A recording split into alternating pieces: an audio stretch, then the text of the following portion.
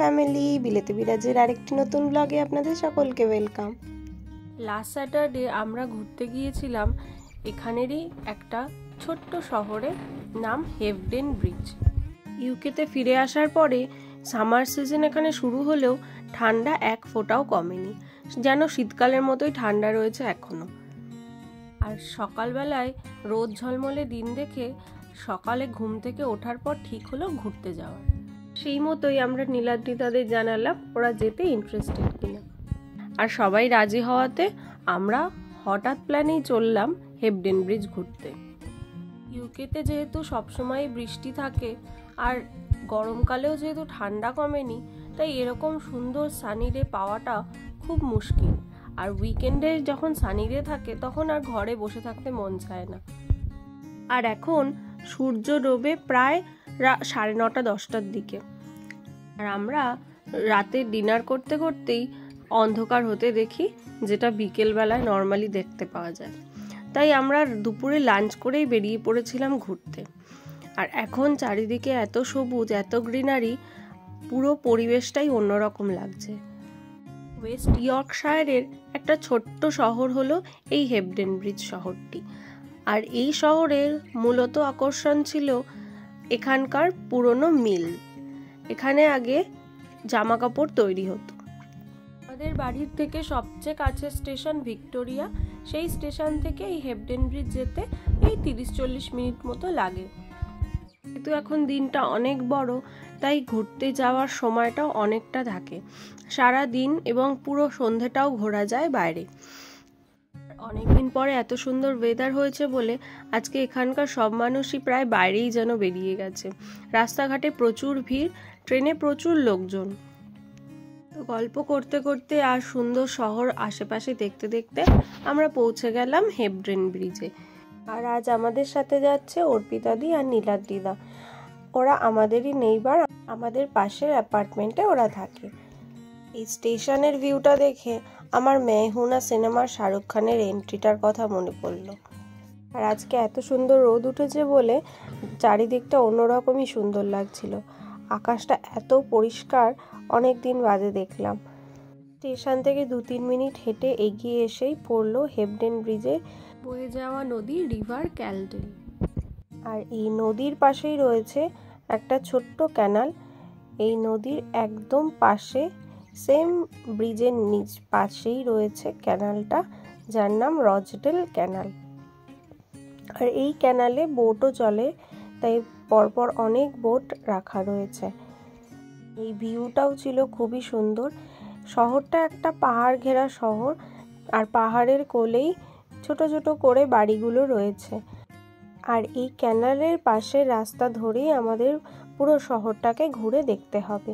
এই ক্যানালটা পুরো শহরের উপর থেকে গেছে, আর এই পাশের রাস্তাটা থেকে যেতে হবে টাউনের একদম ভেতরে। ছোট্ট শহর হওয়ার জন্য চারিদিকে পায়ে হেঁটেই আমরা ঘুরে দেখতে পারবো। আর এখন আমরা যাচ্ছি একটা পার্কের মধ্যে। এই পার্কটার নাম ক্যালডার হোমস প্লে। জায়গাটা খুবই শান্ত আর পরিবেশটাও খুবই সুন্দর। আর সূর্যের রোদে ঝিকমিক করছে, আর আশেপাশে ফুল ফুটে আছে এত সুন্দর। আমি তাই কাছ থেকে গিয়ে একটু দেখলাম। ফুলগুলো চোখের সামনে খুব ভালো লাগছিল দেখতে, আর হাওয়ায় পুরো দুলছিল। এত সুন্দর লাগছিল ফুলগুলো দেখতে, তাই আমি একটু কাছ থেকে দেখলাম। আর এখানে আশেপাশে এত ছোট ছোট ঘাস ফুল মতো ফুটে আছে, সেগুলোতে যেন রোদের আলোয় আরও চকচক করছে। ক্যামেরায় হয়তো অতটা সুন্দর ফোটেনি, কিন্তু দূর থেকে খুব সুন্দর দেখতে লাগছিল। হলুদ আর সবুজের মাঝখানে খুবই ভালো লাগছিল দেখতে। আর আমরা এখন চলে এসেছি পার্কটাতে। আর এই পার্কটা থেকেই আমরা ওই পাশে গেলেই ক্যানালের পাশ ধরে আবার যেতে পারবো। আর দিনটা ভালো বলে সবাই আজকে বেরিয়ে পড়েছে, যে যার মতো করে আজকে এনজয় করছে। অনেক লোক ছিল এখানে। আর এই কুকুরটা কি সুন্দর খেলা করছে। প্রচুর বড় পার্কটা, আর এত সুন্দর ঘাসে ঘেরা পার্ক, এখানে এমনিই হাঁটতে ভালো লাগবে। একদম পারফেক্ট পিকনিক স্পট এটা। আর এখন এখানে সবাই পিকনিক করতেও বেরোচ্ছে। সেরকম ছোট ছোট গ্যাং করে দেখতে পাচ্ছি আমরা, কারণ এরকম দিনগুলোতে এখানে হয় পিকনিক শীতকালে এখানে কিছুই থাকে না দেখার মতো, অন্ধকার থাকে সারাদিন আর বৃষ্টি। তাই জন্য এখন গরমকালেই সবাই এনজয় করে পুরো সামার সিজনটা। আর আমরা ম্যানচেস্টারের যেখানটায় থাকি সেখানে এরকম গ্রিনারি দেখা যায় না। আর সবাই আমরা ঢুকেই এত সুন্দর স্পট দেখে ফটোশ্যুট করতে শুরু করলাম। এই যে ক্যানালটা বয়ে চলেছে আর এখানেই রয়েছে একের পর এক সাজিয়ে রাখা বোট, আর বোটগুলোতে থাকাও যায়। বোটের উপর আবার সোলার প্যানেলও করা রয়েছে, বেশ ঘরের মতো দেখতে ছোট ছোট বোট। আর আশেপাশে রয়েছে প্রচুর মিল। এখানে আগে মিল মানে কাপড়ের মিল যাকে বলে সেগুলোই ছিল। আর এই সামনে রয়েছে যে বড় চিমনি মতো, এটাও একটা মিল। বেসিক্যালি এই শহরটা এই সব মিলগুলো দিয়েই তৈরি। আর এখানে খুবই অল্প জনসংখ্যা। এই মিলটা দেখা যাচ্ছে খুব কাছ থেকে। এগুলো সবই পুরোনো দিনের মিল। আবার এই ক্যানালের পাশ থেকে দেখতে দেখতে এগিয়ে যাচ্ছি।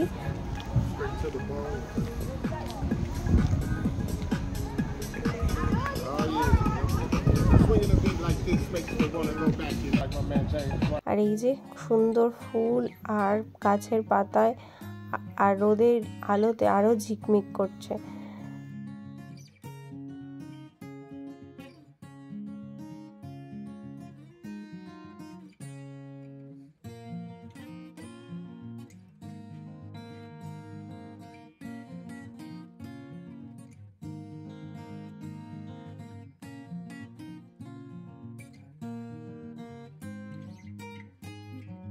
হাঁটতে হাঁটতে পৌঁছে গেলাম এই ব্রিজের উপরেই একটা লক ডোর আছে, ক্যানালের উপরে রাখা এই লক ডোরের এখানে। তো এই ডোরগুলো দেওয়া রয়েছে বলে কোনো বোট যেতে পারবে না। ডোরগুলো আবার খোলা যায়, খুলে দিলে তখন আবার বোট চলাচল করতে পারবে এই ক্যানালের উপর থেকে। তো এই জায়গাটাও অসম্ভব সুন্দর ছিল। আর পাশ থেকে নদী যাচ্ছে আর ক্যানালটাও পাশে যাচ্ছে, দুটো একসাথে মিলে যাচ্ছে কোথাও। তো সেটাই দেখা যাচ্ছে, খুবই ভালো লাগছে দেখতে। এই বয়ে চলেছে ক্যালটার রিভার আর পাশে হচ্ছে ক্যানাল। আর এখানে ছোট ছোট হাঁস, রাজহাঁস ক্যানালের উপরে ঘুরে বেড়াচ্ছে। আর হাঁটতে হাঁটতে সেগুলোই দেখতে দেখতে আমরা যাচ্ছি। আর ক্যানালের আশেপাশেই রয়েছে বসত বাড়ি। আর বাড়ির উইন্ডো থেকে খুব সুন্দর ফুলের গাছ দেখা যাচ্ছে, মানে একদম সুন্দর গোছানো একটা ছোট্ট শহর, একদম ছবির মতো। এতটাই সুন্দর এগুলোকে দেখতে। ক্যানাল বরাবর প্রায় 15-20 মিনিট হেঁটে আমরা পৌঁছে গেছি শহরের ভেতরে। আর এই দুধারে রয়েছে বাড়ি এবং বিভিন্ন রকমের হোটেল।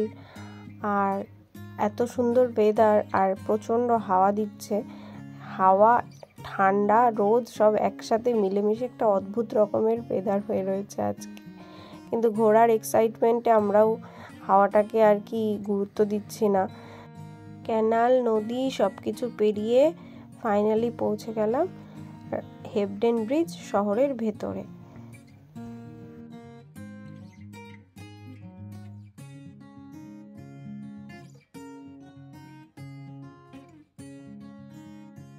যদিও আমরা লাঞ্চ করে বেরিয়েছিলাম, আর অনেক হাঁটাহাঁটি ঘোরাঘুরির পরে এবার মনে হলো আমাদের একটু কফি খাওয়া উচিত। এখানে চা পাওয়া যায়, তবে সব দোকানে পাওয়া যায় না। তবে কিছু ইন্ডিয়ান দোকানও এই হেভডেন ব্রিজে আছে, আমরা সেটা ডিসকভার করেছি। কিন্তু সেখানে না গিয়ে আমরা খুঁজলাম খুব একটু নিরিবিলিতে বসার মতো একটা কফি শপ। কারণ আজকে এই প্রচুর ভিড়, যে কোনো ক্যাফেতে প্রচণ্ড ভিড় ছিল। আর সানডেতে খুব তাড়াতাড়ি সব দোকানপাট বন্ধ হয়ে যায়। আর আমরা যেহেতু বেরিয়েছিলামই লাঞ্চ করে, তাই হেভি কিছু আর আমাদের খাওয়ার ইচ্ছা ছিল না। বিকেলে একটু কফি আর কিছু স্ন্যাক্স খেলেই আমাদের চলে যাবে। আর তখন ছিল প্রায় ঘড়িতে 6টা মতো বাজে, আর ততক্ষণে প্রচুর দোকান বন্ধই হয়ে গেছে। তাই আমরা ভালো একটা কফি শপই খুঁজে পাচ্ছিলাম না হেঁটে হেঁটে। আর এখানে আমাদের চোখে পড়লো একটা স্কাল্পচার। এই স্কাল্পচারটার নাম ফাস্টিয়ান নাইফ স্কাল্পচার।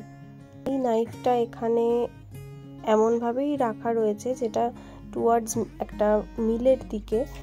এই হেবডেন ব্রিজ ছিল পৃথিবী বিখ্যাত কাপড় ম্যানুফ্যাকচারের জন্য। ফ্যাব্রিক কাটার এই বিশেষ ধরনের ছুরিটাকে স্কাল্পচার হিসাবে তৈরি করেছে। খুঁজে আমরা এই রেস্টুরেন্টটা পেলাম, দ্য বে ট্রি ক্যাফে। আর ক্যাফের ইন্টেরিয়ারটাও খুব ছিল কোজি। আর আমরা প্রথমেই অর্ডার করে নিলাম যে যার পছন্দ মতো কফি খেতে খেতে একটু গল্প করলাম। আর একটা খুব ইন্টারেস্টিং খাবার অর্ডার করেছিলাম আজ, সেটা হলো দ্য ডার্টি হ্যারি। খুব সুন্দর এই নতুনত্ব ডিশটা খেলাম। আর তারপরেই বেরিয়ে পড়লাম আবার ফেরার উদ্দেশ্যে, কারণ আমাদের তখন ট্রেনের টাইম হয়ে গিয়েছিল। সানডে বলে ট্রেন কিছুটা কমও আছে। আর ফেরার সময় আমরা অন্য একটা রাস্তা থেকে অন্যভাবে আবার যাচ্ছি হেবডেন ব্রিজ স্টেশনের কাছে ট্রেন ধরার জন্য। এখানে ঘুরতে যাওয়া মানেই আমাদেরকে অনেকটা করে পায়ে হাঁটতে হয়, কারণ এখানে ট্রান্সপোর্ট সেরকমভাবে নেই, বাস ট্রেন ছাড়া। খুব দূরে যাওয়ার জন্য সেগুলো, কিন্তু কাছাকাছি কোনো শহর ঘুরতে গেলে বা কোনো স্টেশন বা কোনো জায়গায় যেতে গেলে সেখান থেকে পুরোটাই পায়ে হেঁটে ঘুরতে হয়, দেখতে হয় এবং কভার করতে হয়। আর এদিক থেকে আবার ভিউটা লাগছিল শহরের অন্যরকম, পাহাড়ের পুরো ভিউটা আবার এদিক থেকে দেখা যাচ্ছিল। আর যারা হাঁটতে না পারে বেশি দূর, তাদের পক্ষে এইসব জায়গা ঘুরে দেখা খুবই কষ্টের ব্যাপার। প্রথম দিকে আমাদেরও খুব কষ্ট হতো। আমরা ঘুরতে গেলে নয় গাড়ি বা নয় ক্যাব, যেরকমভাবে হোক যেতাম, বা দূরে ঘুরতে গেলেও তাই কোনো একটা গাড়ি করেই ঘুরতে যাওয়া হতো, স্পটে নেমে সেখানটা দেখা হতো। কিন্তু এখানে ঘোরাটা একদম অন্যরকম। এখানে ঘুরতে গেলে অনেকটা হেঁটে হেঁটে কভার করতে হয়। তাই প্রথম দিকে খুব কষ্ট হলেও এখন আমাদের অভ্যাস হয়ে গেছে।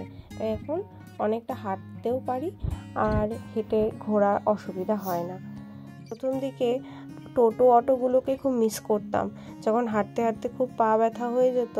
আর তখন মনে হতো এরকম টোটো থাকলে ধরে আমরা কি সুন্দর বাড়ি পৌঁছে যেতাম, কিন্তু এখানে সেটা সম্ভবই নয়। বাস আছে, কিন্তু সবসময় সেই সব রুটের বাস যাবেও তার কোনো মানে নেই। হেঁটে হেঁটে পৌঁছে গেলাম স্টেশনে। তো এবার আমরা অন্য দিকের রুটে যাব, তাই আমাদের আবার ফিরে আসতে হলো। আর এই ছিল আমাদের ফিরে যাওয়ার ট্রেন। আর এই ট্রেনগুলো কিন্তু ইলেকট্রিকে চলে না, এগুলো সবই নাকি ব্যাটারিতে চলে। আর এই ছিল আমাদের টিটি। গল্প করতে করতে আমরা আবার পৌঁছে যাব আমাদের গন্তব্য, আমাদের ম্যানচেস্টার ভিক্টোরিয়া স্টেশনে। আর এখান থেকে সিটি ভিউটাও খুব সুন্দর লাগছিল। ব্যাস, আজকের মতো ব্লগটা এখানেই শেষ করছি। আমাদের আজকের ডে আউটের ব্লগটা কেমন লাগলো সেটা আপনারা অবশ্যই কমেন্টে জানাবেন। আর ভিডিওটি ভালো লাগলে একটা লাইক করে দেবেন। আর আপনাদের যদি কোনো মতামত থাকে সেটাও অবশ্যই জানাতে ভুলবেন না। এরকমই ছোট ছোট ইউকের শহরগুলোকে তুলে ধরবো আমাদের ব্লগের মাধ্যমে। আপনারা দেখতে থাকবেন। আর নতুন কোনো ভিউয়ার্স থাকলে পেজটা অবশ্যই লাইক করবেন। সবাই সুস্থ থাকবেন, ভালো থাকবেন, সাবধানে থাকবেন। আমি বিদিশা ম্যানচেস্টার থেকে আজকের জন্য বিদায় নিচ্ছি। দেখা হবে পরের একটি ব্লগে। Thanks for watching. Bye bye.